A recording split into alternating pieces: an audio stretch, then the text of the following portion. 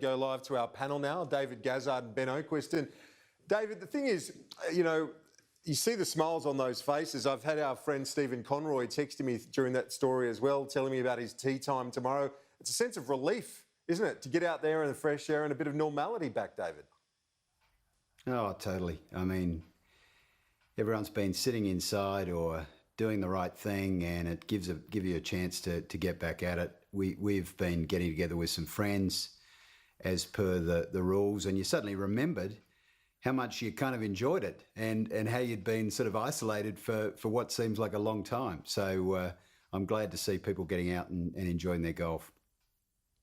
Yeah, enjoy the simple things again.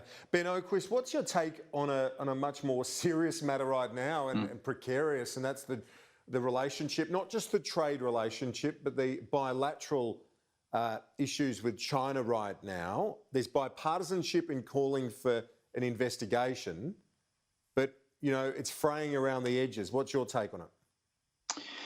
Yes, it does look like we're in a diplomatic mess with China. It's been building for a long time. In that sense, it's not new, and you got to worry that these things are getting out of hand with the beef and before that the barley, and who knows where it's going next.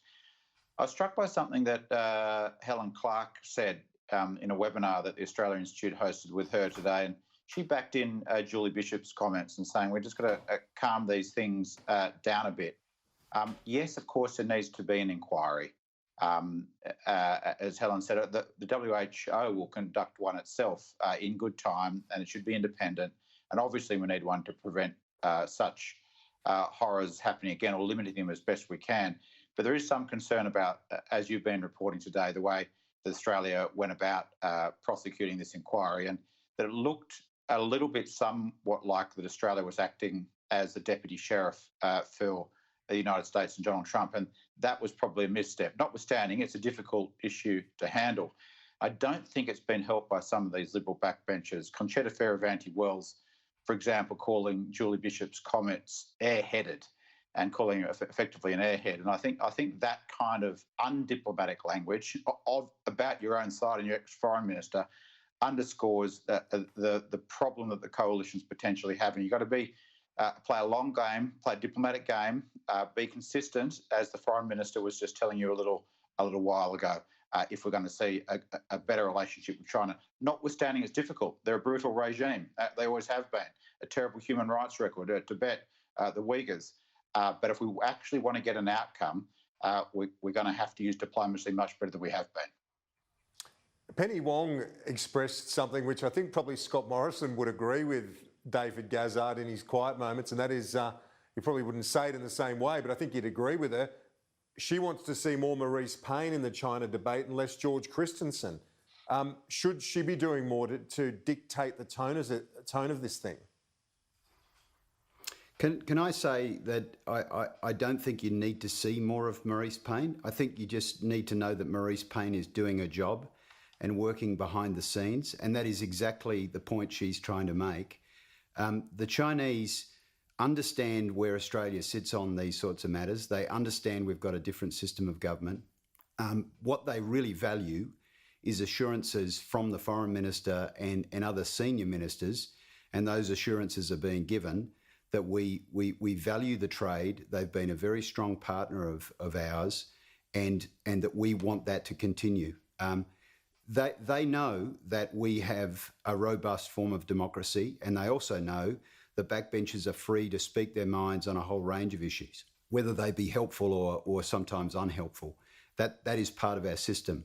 The other thing I think that should be recognised is that this is not happening in an isolation chamber. This is happening around the world. So China is going through a whole range of discussions with a whole range of its trading partners on very much the same issue. So Australia is not alone in this. And I think Australia sort of standing up for itself in its own national interest around issues with the pandemic is not so much different from other places. It was only a few months ago that Canada had beef and canola exports to China restricted for the jailing of an official in Canada. So what we're going through is by no means unique here, but I think in a more broad sense, the Chinese know that behind the scenes, Marise Payne is doing her job as a foreign minister and not going out in the press and talking about it. And that's exactly what they value. Yeah, well, being in the press, I'd probably like a little bit more of it. But I'll get to Ben in a moment in terms of that very valid point you make there about this not being on our own. But David, just before I go to Ben on that, there's a criticism here. I know we've heard various criticisms of Twiggy Forrest, Kerry Stokes and others, but it's not just billionaires who are expressing their concerns right now. Today I've heard from dairy farmers, from other farmers, with the meat exports. There are wine producers who are worried. I mean, to say, oh, this is just Twiggy Forrest and Kerry Stokes is delusional, to be honest. No, absolutely not. You're quite right about that. We have a very, very deep and very productive trade relationship with China. There is no doubt about that. And any time that there's a dispute at all, and this dispute is happening, in a lot of other jurisdictions in Australia, the people that have trade exposed industries to China are going to get jittery about it. What they actually want to see, and I heard the guy from the grains guy in Queensland this morning say, is they want to understand that this is being handled in a sensible way through diplomatic channels, so that it doesn't get out of hand and we don't go to the next step. And I think that's exactly what the Foreign Minister and the Trade Minister are attempting to do. Ben, to the point that David made, and I think it's a completely valid one, this approach from China, this economic coercion, we're not Robinson Crusoe here. They've done it on many occasions. Peter Harcher wrote a quarterly essay where he detailed a dozen occasions similar to what we're seeing, much more fierce than what we're seeing now. It's not surprising that any power seeks to play its geostrategic interests as it sees fit, and if it wants to use its economic interests to pursue them, it will. Australia has to confront the world as it is, not as we want it to be. And the question is what to do about it.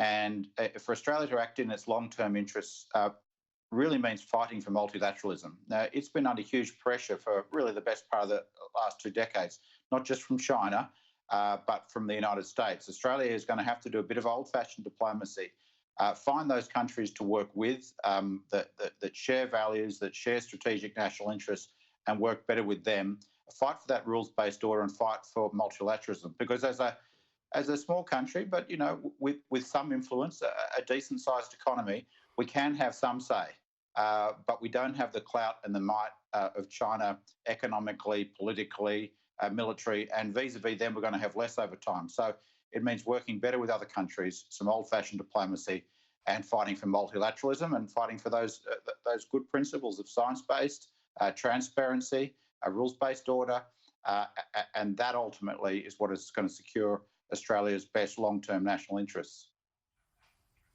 Ben Oquist, David Gazzard, gents, thanks so much. We'll talk to you next week. Thanks, Kieran. Thanks, David. No worries. Thank you. Thanks for your company on the program. After the break, Chris Kenny with the Kenny Report.